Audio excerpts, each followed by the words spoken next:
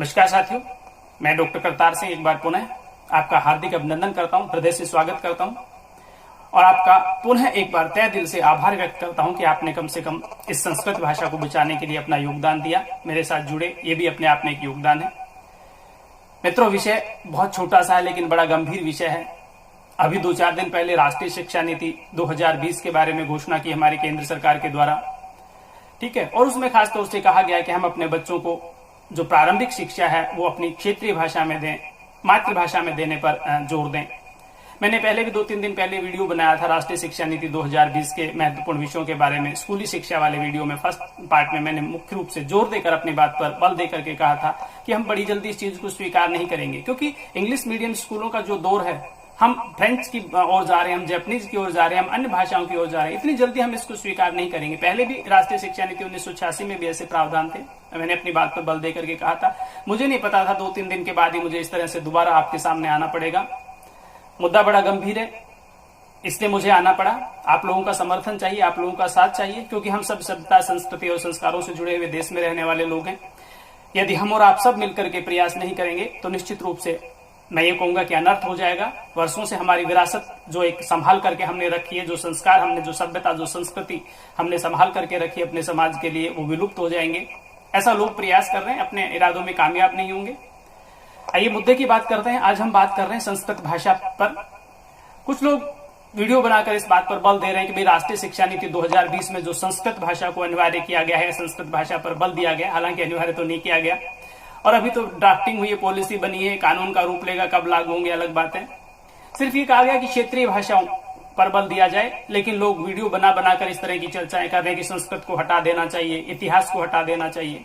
ठीक है, इतिहासकारों का दायित्व है कि वो इतिहास पर समीक्षा करें, लोगों को अपनी बात रखें वहां पर, मेरे विचार से। ठीक है, क्योंकि जब आप अपने इतिहास को हटा देंगे तो बचेगा क्या आपके पास में। ठीक है, आपके पूर्वज कौन थे, आपकी सभ्यता क्या थी, आपकी संस्कृति क्या थी, आपके संस्कार क्या थे, जब इन सब चीजों को आप हटा देंगे तो इतिहास ही आपका समाप्त हो जाएगा। तो फिर आप क्या हैं, आप क्या करेंगे इस दुनिया में रह करके। ठीक है, मैं इतिहास की बात नहीं करता, मैं संस्कृति की बात कर रहा हूं, मैं संस्कृत की बात कर रहा हूं। ठीक है, लोग कह रहे हैं, जोर शोर से बल देके कह रहे हैं कि भाई संस्कृत को हटा देना चाहिए। ठीक है, संस्कृत अब एक मृतप्राय भाषा हो गई, संस्कृत का कोई औचित्य नहीं रह गया। दुनिया में जितने भी ग्रंथ थे संस्कृत के, वो अन्य भाषाओं में वो कन्वर्ट हो चुके हैं, अन्य भाषाओं में उनका अनुवाद हो चुका है, इसलिए संस्कृत यूजलेस भाषा है, भार स्वरूप है, उसको हटा देना चाहिए। मैं एक संस्कृत का विद्यार्थी होने के नाते बता देना चाहूंगा कि भाई आप किस किस को हटाएंगे। ठीक है, जो लोग संस्कृत को जानते हैं वो तो भली भांति जानते हैं, मेरा वीडियो उनके लिए नहीं है। मैं तो सिर्फ उन लोगों से रूबरू होना चाहता हूं जो संस्कृत के विषय में नहीं जानते और जो चंद लोगों की बातें सुन करके वो गुमराह हो जाएंगे, वो सच में अपने बच्चों को संस्कारों से दूर कर देंगे। ठीक है, लेकिन उसके बावजूद भी हम प्रयास तो करेंगे। जब दूसरे लोग प्रयास कर रहे हैं उसको विलुप्त करने का, तो हम अपनी भाषा को बचाने का प्रयास क्यों नहीं करें। तो मैं मुद्दे की बात करता हूं। मैं ये कह रहा हूं कि लोग कह रहे हैं कि संस्कृत को हटा दो, ये यूजलेस हो गई है। तो भाई यूजलेस जो चीजें हो जाएंगी, जो चीजें पुरानी हो जाएंगी, उसमें आप किस किस को हटाओगे। ऐसे तो सारा परिवार यूजलेस हो जाएगा आपका, पुराने लोग यूजलेस हो जाएंगे, हटा दो उनको। ये कोई बात नहीं होती। आप किसको हटाएंगे। दुनिया के सबसे प्राचीन ऋग्वेद को हटा देंगे। ठीक है, उसमें जो ज्ञान भरा पड़ा उसको आप हटा देंगे, 4 उपवेदों को आप हटा देंगे, 6 वेदांगों को हटा देंगे आप, शिक्षा, कल्प, नृत्य, व्याकरण, ज्योतिष और छंद हटा देंगे। क्या बचेगा आपके जीवन में। आप जब इन सारी चीजों को हटा देंगे तो बच क्या जाएगा आपके पास, मैं ये कहना चाह रहा हूं। ठीक है, आप 18 पुराणों को हटा दोगे। जो 18 पुराण आपके पूर्वज पढ़ते आए हैं, जिन पुराणों के माध्यम से आपके संस्कार हुए हैं, जिन पुराणों के माध्यम से आपका जीवन चल रहा है, आपका गृहस्थी जीवन चल रहा है, आपका परिवार चल रहा है, उन सारे के सारे पुराणों को हटा दोगे। है इतनी ताकत आप लोगों में। मैं खास तौर से उन लोगों को कह रहा हूं जो लोग संस्कृत को हटाने की पैरवी कर रहे हैं। मैं फिर आपसे निवेदन करता हूं कि आप मेरे साथ जुड़िए। मेरे साथ जुड़ने का मतलब अपनी भाषा को बचाने का, अपनी सभ्यता और संस्कृति को बचाने के लिए आप कमेंट कीजिए, आप हमारे साथ आइए। ठीक है, हम सब मिलकर के अपनी बात दूर दूर तक पहुंचाएंगे, लोगों तक पहुंचाएंगे कि हमारी सभ्यता और संस्कृति, हमारी भाषा में कितनी बल है, कितना ताकत है हमारी इसमें। इसलिए मैं कहता हूं आप मेरे साथ आइए। आप पुराणों को हटा दोगे, चलो ठीक है, 18 पुराणों में आप कुछ नहीं पढ़ोगे, आप गरुड़ पुराण को हटा दोगे। मृत्यु के बाद जो संस्कार किए जाते हैं उनको आप हटा दोगे। ठीक है, मरने के बाद गरुड़ पुराण नहीं बचेगी भारतीय घरों में, भारतीय संस्कृति में। किसमें ताकत है, हटा देगा। मुझे तो नहीं लगता। आप 108 उपनिषदों को समाप्त कर दोगे पूर्ण रूप से, ब्राह्मण ग्रंथों को हटा दोगे, आरण्यक ग्रंथों को हटा दोगे। आपने संस्कृत को केवल कर्मकांड की भाषा समझ लिया कि संस्कृत केवल ब्राह्मणों की भाषा है, ये ब्राह्मणों का खाने कमाने का एक जरिया है। केवल इतना ही नहीं है, ये विश्व की सबसे वैज्ञानिक भाषा है। आप कितने साहित्य को हटाएंगे। मैंने बताया आप 4 वेदों को हटा दो, वेदों को हटा दोगे, 6 वेदांगों को हटा दोगे, 18 पुराण को हटा दो, 108 उपनिषद को हटा दो, आरण्य ग्रंथों को हटा दो, सबको हटा दो, ब्राह्मण ग्रंथों को हटा दो, बच क्या जाएगा आपके पास में? जीवन में कुछ भी नहीं बचेगा। सारा समाज समाप्त कर दोगे क्या आप? आपने तो एक छोटी सी बात कह दी कि संस्कृत जितने भी ग्रंथ लिखे गए थे वो सारे के सारे अन्य भाषाओं में कन्वर्ट हो चुके हैं। आप जानते हो संस्कृत ग्रंथों के नाम? आप एक अलंकार शास्त्र को उठा करके देखें तो लोगों ने कितना व्यापक लिख दिया, उसमें कितनी चर्चा करूं मैं। भामे के अलंकार शास्त्र को उठा करके देखिए, आपका पूरा जीवन खत्म हो जाएगा, एक अलंकार शास्त्र आपसे नहीं पढ़ा जाएगा। भरत मुनि के रस सिद्धांत को आप उठा करके देखिए, समझ में नहीं आने वाला क्या लिखा हो उसमें। आप जैसे लोगों के समझ में आएगा नहीं, जो इस तरह की बात करते हैं उन लोगों के समझ में नहीं आएगा। आप वामन के रीति संप्रदाय को पढ़ करके देखिए, आप वक्रोक्ति संप्रदाय को पढ़ करके देखिए, ठीक है, आप ध्वनि संप्रदाय को पढ़ करके देखिए। किस किस की बात मैं बताऊं, क्या क्या किस किस का अनुवाद हो गया। समझते नहीं हो जिन चीजों के बारे में, उन चीजों के बारे में क्यों फालतू की इधर उधर की बातें करते हो। मेरा किसी से कोई बैर नहीं है, मैं दुश्मनी नहीं करना चाहता किसी के साथ में, ठीक है। हम सभ्यता और संस्कृति के लोग हैं, हम संस्कारवान लोग, हम किसी के लिए अपशब्द का प्रयोग नहीं कर रहे, पर कम से कम आप मेरी भाषा को तो गाली मत दो। मातृभाषा है, जननी जन्म भूमि स्वर्गादपि गरियसी। जननी और जन्मभूमि को हमने स्वर्ग से भी महान माना है, स्वर्ग से भी बड़ा माना है, स्वर्ग से भी ऊंचा माना है। फिर आप कैसे कह रहे हैं कि इसको हटा दो? अपनी मां के प्रति इतनी अगाध श्रद्धा हमारी है, इतना अथाह प्रेम हमारा है, हम इसको कैसे हटाने देंगे? आप लोगों के कह देने से क्या हट जाएगी? मैं मानता हूं आप लोगों के कहने से हटेगी नहीं, लेकिन जब आप इस तरह की भाषा का प्रयोग करेंगे तो हमें बोलना पड़ेगा। आप हमारी युवा पीढ़ी को गुमराह कर रहे हैं, आप हमारी युवा पीढ़ी को कहां लेकर के जा रहे हैं? मैंने बताया एक अलंकार शास्त्र को हटा दो तो आपके जीवन में आधा ऐसा हिस्सा तो वैसे ही समाप्त हो जाएगा, एक अलंकार शास्त्र को हटाने से। किस विषय पर हमारे संस्कृत में काम नहीं हुआ? हमारी ज्योतिष शास्त्र के कौन से ग्रंथ की आप चर्चा करोगे? आप वराहमिहिर के सिद्धांत को हटा दोगे, आप लब्धाचार्य को हटा दोगे, ठीक है, आप आर्यभट्ट के सिद्धांतों को समाप्त कर दोगे। आप किस किस के सिद्धांत को समाप्त करोगे? आर्यभट्ट के शून्य को समाप्त कर दोगे आप। किसने दिया? संस्कृत वालों ने दिया। ये विज्ञान ने नहीं दिया, ये हम संस्कृत वालों ने दिया, हमारी मातृभाषा ने दिया, हमारे पूर्वजों ने दिया, हमारे आचार्यों ने दिया इस सिद्धांत को। किस किस की बात करोगे आप? धर्मशास्त्र में हटा दोगे, मनुस्मृति को हटा दोगे, याज्ञवल्क्य स्मृति को हटा दोगे, आप अपने जीवन से निकाल दोगे इनको। सारे के सारे ग्रंथ कन्वर्टेड हो गए। एक श्लोक का अर्थ नहीं पता। जो लोग कहते हैं कि सारी दूसरी भाषाओं में हम उनका अनुवाद कर चुके, उनको एक श्लोक का अर्थ नहीं पता है। मैं दावे के साथ कह रहा हूं, ये तो शुक्र मानो संस्कृत के विद्वानों का, जो इस परंपरा को आज तक उन्होंने विरासत को बचा करके रखा हुआ है। अन्यथा ये धरती घूम जाएगी, तुम्हारे कुछ समझ में नहीं आने वाला। मनुस्मृति के 16 संस्कारों को भूल जाओगे आप, हटा दो उनको, सारे के सारी चीजों को भूल जाएंगे 16 संस्कारों को आप। जब आप मां के पेट में होते हो तो 3 संस्कार तो उससे पहले हो जाते हैं, जात कर्म संस्कार से पहले। इन संस्कारों को आप छोड़ दोगे, ये दोहरा आचरण नहीं चलेगा। एक तरफ तो आप बात करते हो कि संस्कृत को हटा दो, समाप्त कर दो, और दूसरी तरफ आप उसी संस्कृत का सहारा लेकर के लोगों को गुमराह कर रहे हैं, ठीक है। कभी आप गीता का ज्ञान देते हैं, कभी आप रामायण का संदेश सुनाते हैं, कभी आप महाभारत का संदेश सुनाते हैं। वो कहां से लेकर के आते हो? रामायण महाभारत कौन सी भाषा में लिखी गई है? सोचा कभी आप लोगों ने? इसलिए मैं आप सब लोगों से, प्रबुद्ध लोगों से निवेदन करता हूं कि आप संस्कृत के प्रचार प्रसार में आगे आइए। आप जितना योगदान दे सके कीजिए। और केवल मैं एक संस्कृत भाषा की बात नहीं कर रहा हूं, मैं तो सभी भारतीय भाषाओं की बात कर रहा हूं। संस्कृत का नाम मैं इसलिए बार बार ले रहा हूं क्योंकि लोगों ने कहा है, उसको ओपन में आकर के कहा कि संस्कृत मृतप्राय भाषा है, इसको हटा देना चाहिए, ये बोझ है लोगों के ऊपर। तो मैं कह रहा हूं कि आप किस किस को हटाओगे? अरे सारे संस्कारों को छोड़ दीजिए। मृत्यु के उपरांत आपका दाह संस्कार कौन करवाएगा? अंतिम संस्कार कौन करवाएगा आपका, जब संस्कृत नहीं होगी तो? आपकी जन्म से पूर्व से लेकर आप मृत्यु के बाद तक जो संस्कार चलते हैं, इसमें चलते हैं। आप दर्शन शास्त्र को लेंगे तो आप कौन से दर्शन की बात करेंगे? आप सांख्य दर्शन की बात करेंगे, आप योग दर्शन की बात करेंगे, मीमांसा की बात करेंगे, कौन से दर्शन की बात करेंगे आप? किसको हटा दो? आपने कह दिया कि संस्कृत की जगह फिजिकल एजुकेशन दे दो। फिजिकल एजुकेशन का बेस क्या है, कभी सोचा आपने? उसका आधार क्या है, कभी सोचा आपने? ठीक है, यदि उसको हटा दिया जाएगा, उस संस्कृत को हटा दिया जाएगा, तो उसका बेस, उसका आधार जो है वही समाप्त हो जाएगा। फिर आपके पास बचेगा क्या आपके जीवन में? योग के जो 8 सिद्धांत है वो कहां से लेकर के आएंगे संस्कृत के बिना? यम, नियम, आसन, प्राणायाम, प्रत्याहार, धारणा, ध्यान, समाधि कहां से लेकर के आएंगे जब आपकी संस्कृत हट जाएगी तो? रामायण और महाभारत कहां से लेकर के आएंगे जब संस्कृत हट जाएगी तो? आपने तो कह दिया कन्वर्ट हो गया। आपको पता है कि शुद्ध रूप में उसका अनुवाद कर दिया लोगों ने। एक वैदिक सूक्त को लोग ठीक ढंग से पढ़ नहीं पाते, उसका उच्चारण ठीक ढंग से नहीं कर पाते। आप जो एग्जाम्पल देते हो उसमें भी आप सब्जेक्ट के साथ ऑब्जर्व ठीक ढंग से कर नहीं पा रहे हो, हेल्पिंग वर्ब उसके साथ जोड़ नहीं पा रहे हो आप। तो मेरा कहने का मतलब है कि आप किस किस को अपने जीवन से निकालेंगे? केवल ये कह देने से कि संस्कृत को भूल जाइए, संस्कृत को छोड़ दीजिए, आपका तो पूरा जीवन निकल जाएगा उसमें। रामायण के 24,000 श्लोकों को पढ़ करके देखिए और उसमें जिस छंद का वर्णन हुआ, जिन छंदों का वर्णन हुआ, उन एक एक छंद को कसौटी पर खरा उतारिए। 24,000 श्लोकों में सप्त शास्त्रीय संहिता में जो छंद है, उन छंदों में एक एक वर्ण, एक एक मात्रा कसौटी पर खरे उतरते हैं। है किसी लैंग्वेज के विद्वान में इतनी ताकत कि संस्कृत के समान वो इस प्रकार का लेखन कर दे, वैज्ञानिक लेखन कर दे? महाभारत के 1,000 श्लोकों है, 1,00,000 श्लोकों को लीजिए, 1,00,000 श्लोकों में जो वर्णन कर दिया गया वो कहां से लेकर के आओगे? वो वैज्ञानिकता की कसौटी आप कहां से लेकर के आएंगे? तो मुझे नहीं लगता कि आप इस चीज का वर्णन कर रहे हैं जो कह दो कि आप संस्कृत को हटा दो या इसको हटा दो। यहां पर ये चीजें गलत है, ये सही नहीं है। ये मैं सिर्फ उन लोगों को बताना चाह रहा हूं जो इस तरह गुमराह करते हैं मेरी युवा पीढ़ी को, ठीक है। मैं उन बच्चों को बताना चाहता हूं कि आप एक बार संस्कृत को पढ़ करके देखिए, आप जड़ों से जुड़ने का प्रयास कीजिए। ये लोग हैं सिर्फ और सिर्फ गुमराह करते हैं। इस तरह के जो लोग हैं वो दोगला आचरण करते हैं, वो दोहरा आचरण करते हैं। आप इनसे बचो। इसी की भेंट हमारे विश्वविद्यालय जो तक्षशिला और नालंदा विश्वविद्यालय, ये इसी की भेंट चढ़ गए थे। इसलिए इसकी भेंट चढ़ गए थे क्योंकि लोग चाहते थे कि मतलब ये चीजें इनको बच्चों को सिखाई ना जाए। हमारे विज्ञान के अथाह सागर को, संस्कृत के पुस्तकों के अथाह सागर को समाप्त कर दिया गया। उसके पीछे कारण यही था क्योंकि ये लोग चाहते थे कि इस प्रकार की चीजें उन लोगों के दिमाग में आए नहीं, ये अपनी युवा पीढ़ी को ये संस्कार दे ही नहीं पाए। लेकिन फिर भी हमारा जो विरासत थी, हमारी विरासत बची, हमारे संस्कार बचे, हमारी सभ्यता बची, हमारी भाषा बची, ठीक है। तो इन चीजों को आप कहां से लेकर के आएंगे?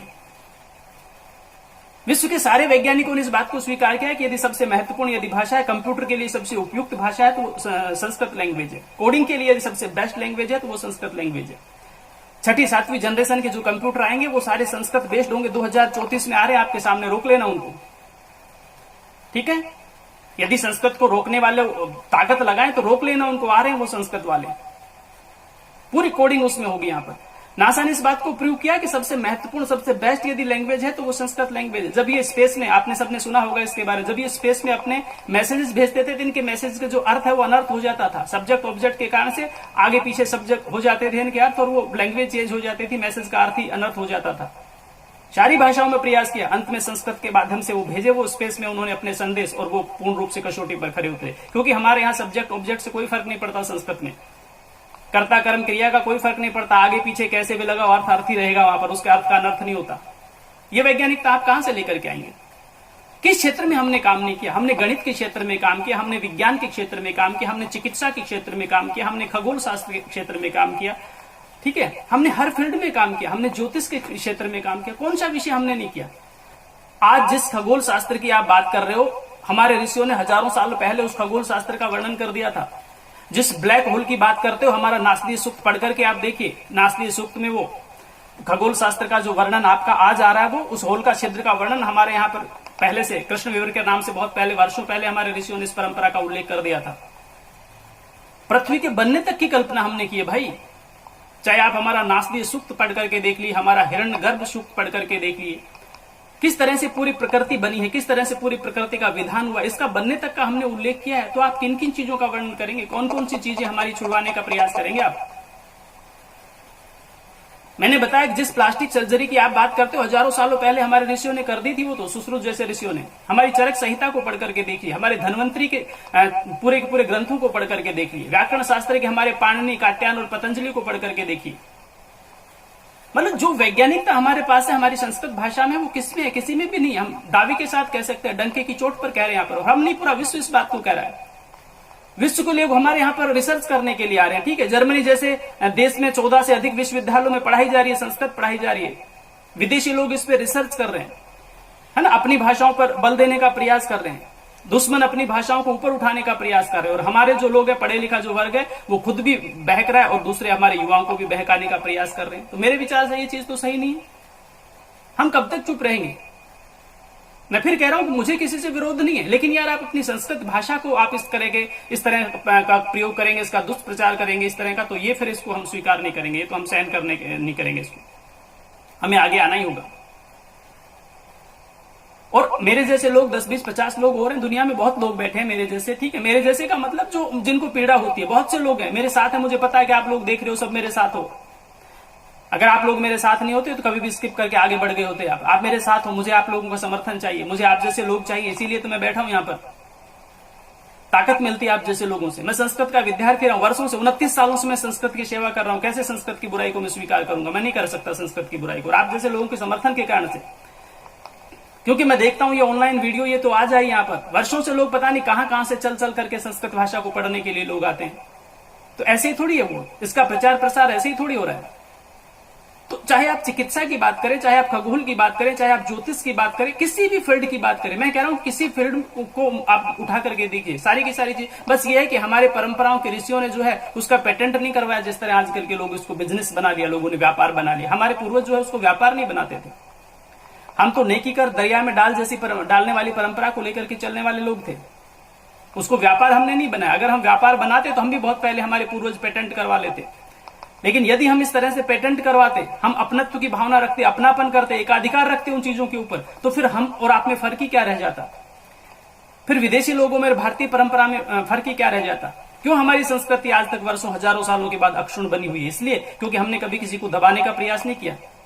कुछ बात है कि हस्ती मिटती नहीं हमारी, ऐसे ही थोड़ी कह दिया किसी ने, कोई तो ताकत रही होगी ना हमारी। तो हमारे संस्कार, हमारी सभ्यता, ये चीजें वर्षों से हमारे पास चल रही है। और मैं बार बार आपसे निवेदन कर रहा हूं कि आप इस तरह की भाषा का प्रयोग न करें कि संस्कृत को हटा दिया जाए। यदि संस्कृत को हटा दिया जाए तो न सिर्फ आपके जीवन में बल्कि विश्व की 97% भाषाओं के पास कुछ नहीं बचेगा। संस्कृत अकेली 97% भाषाओं पर एकाधिकार रखती है। यदि संस्कृत के शब्दों को निकाल दिया जाएगा तो भाषाओं में से 50% भी शब्द नहीं बचेंगे अपने। क्या बात कर रहे हैं आप? तो मेरा कहने का मतलब आप किसी भी फील्ड को देख लीजिए, इतनी शक्ति हमारे पास थी, इतनी विद्या हमारे पास थी। आज आप विज्ञान जो है वो चक्कर खा जाता है।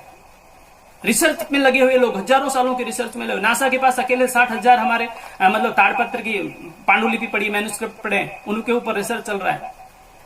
आपने तो संस्कृत को हटाने की बात कह दी यहाँ पर, लेकिन हजारों हजारों मतलब हमारे जो ताड़पत्रों के ऊपर, हमारे भोजपत्रों के ऊपर अलग अलग तरह से हमारे जो हस्तलिखित पांडुलिपियां पड़ी, उन पर शोध करना बाकी है।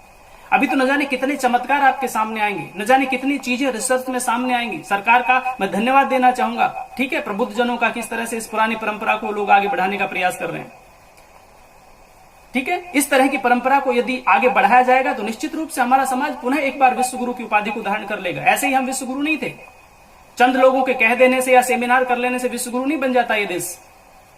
रिसर्च किया हमने हजारों सालों तक, तब जाकर के हम विश्व गुरु की उपाधि को प्राप्त किया। हमने एक दिन का प्रयास नहीं किया ये।